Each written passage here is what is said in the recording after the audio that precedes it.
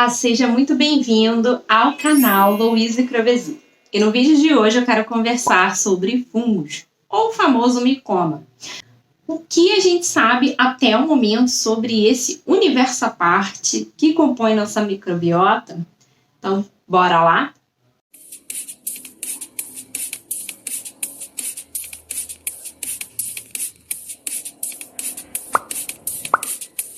Bom, gente, eu acredito que a gente está vivendo a era dos fungos, porque muito tem se falado nas redes sociais sobre síndrome fúngica, sobre os fungos, sobre quais as consequências que eles causam, e ele vem crescendo de tamanha forma que muitas vezes ele acaba ofuscando um pouco as bactérias da nossa microbiota. E nesse vídeo eu queria esclarecer o que a gente sabe até o momento sobre os fungos e quais as aplicações que a gente tem a nível de clínica. Bom, o micoma, ele se refere, então, aos fungos que habitam o nosso corpo. E não só esses fungos, mas toda essa questão genética que eles têm. Os fungos têm um papel importante na nossa microbiota. A gente ainda está estudando qual papel é esse. Da mesma forma que muitas bactérias a gente ainda não sabe o que elas fazem, para que elas servem na nossa microbiota, porque a gente ainda está em processo de estudo. O que a gente sabe é que os fungos, eles são tolerados pelo nosso sistema imune, então nosso sistema imune reconhece eles como amigo, e isso possibilita muitas vezes de eles crescerem, porque são patógenos oportunistas. Numa falha do nosso sistema imune, da nossa microbiota como um todo, que eles veem uma oportunidade de crescer, eles vão crescer, aumentar, e isso acaba trazendo consequências para o funcionamento do nosso corpo. Várias delas, como alterações ali na região gastrointestinal, até mesmo alterações oriundas de deficiências nutricionais, porque esses fungos acabam utilizando os nutrientes que a gente consome, da mesma forma que as bactérias também utilizam, e com mais pessoas para alimentar, sobra menos para a gente absorver. Então, há essa correlação de algumas deficiências nutricionais com o supercrescimento desses fungos com a síndrome fúngica. Mas a gente precisa ter em mente que nem toda a causa de deficiência começa pelos fungos, a culpa é dos fungos. Então, esse é o primeiro esclarecimento aqui desse vídeo. Um outro ponto é se a gente consegue rastrear fungos em amostras, né, a nível clínico. Então, da mesma forma que a gente tem sequenciamento de bactérias, a gente consegue fazer o mesmo com os fungos? É uma dúvida muito recorrente.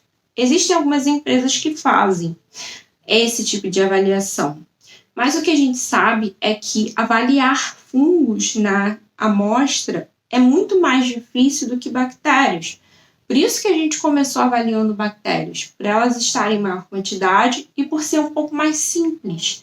Então, da mesma forma que também a gente tem vírus e vem sendo estudado bastante o viroma, a gente ainda está engatinhando nas técnicas de rastreio desses micro-organismos na microbiota. Muitas vezes os estudos ainda são em modelos experimentais, a gente tem poucas coisas em modelo humano, para de fato a gente ter uma técnica segura, fidedigna, para ser aplicada a nível de clínica, de atendimento, de eu nutricionista que atendo poder fazer esse tipo de prescrição. Então, ainda é um exame que tem muitas margens de erro por conta justamente de ser um micro-organismo mais difícil da gente fazer essa avaliação. Mas a gente consegue, em alguns exames, rastrear, principalmente Candida albicans, que é a mais conhecida, ali numa cultura, e alguns laboratórios fazem esse tipo de avaliação. mas isso não significa que está avaliando o micoma. A gente tem vários outros micro-organismos ali, vários outros fungos que compõem esse micoma, que tem um papel importante, que não só a Candida albicans. E não só a Candida albicans aumentada vai ser maléfica para a nossa saúde. Apesar dela estar associada ali com a candidíase, né, a gente lembra logo de candidíase, mas não necessariamente ela vai ser a única causadora de infecções, de transtornos no funcionamento do nosso corpo pelo seu crescimento.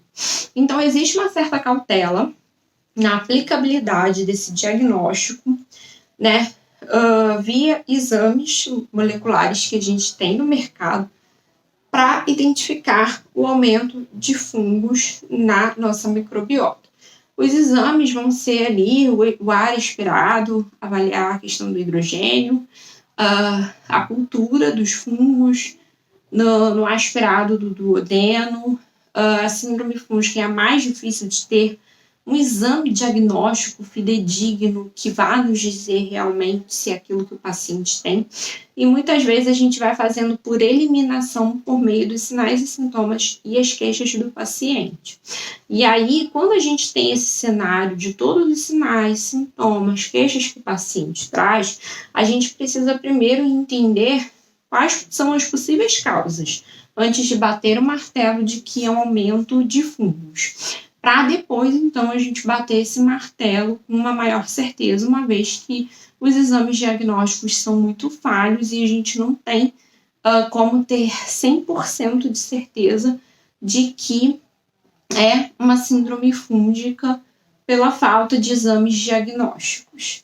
Bom, Nutri, às vezes, né, os vídeos eles acabam não trazendo uma resposta que vocês gostariam, mas eu preciso falar sobre o que a gente tem em termos de aplicabilidade no atendimento, porque não é só falar sobre ciência, né? Eu, como pesquisadora, acabo tendo acesso a alguns exames que não são aplicáveis hoje na prática clínica. E eu preciso falar para vocês essa verdade, para vocês saberem o que vocês podem ou não aplicar no dia a dia de vocês para ajudar o paciente de vocês. Lembrando que a clínica é soberana, sinais e sintomas podem ser um grande norte do que está acontecendo com o paciente e direcionar o que a gente vai fazer em termos de suplementação, de dietas, de intervenções. E os exames de precisão, eles vão dar aquele alvo certeiro de o que a gente precisa fazer para cada um dos pacientes para, de fato, prevenir e tratar doenças que ele tem. E sabendo que, no âmbito da microbiota e também da genética humana, a gente tem algumas limitações de que alguns pontos ainda não tem como a gente ver e avaliar o nosso paciente, porque a gente ainda está em processo de estudo. Como eu falo, a gente ainda está engatinhando nessa área, para que a gente tenha, então, essa aplicabilidade aí nos atendimentos. Eu espero que vocês tenham gostado desse vídeo. Deixa o seu like se você curtiu. Deixa também sua dúvida aqui sobre síndrome fúngica para eu poder criar um novo vídeo falando sobre essa temática que está bem alta. E existem muitas dúvidas por parte dos profissionais que atendem. E eu gostaria de saná-las. Um grande beijo, até a próxima. Tchau!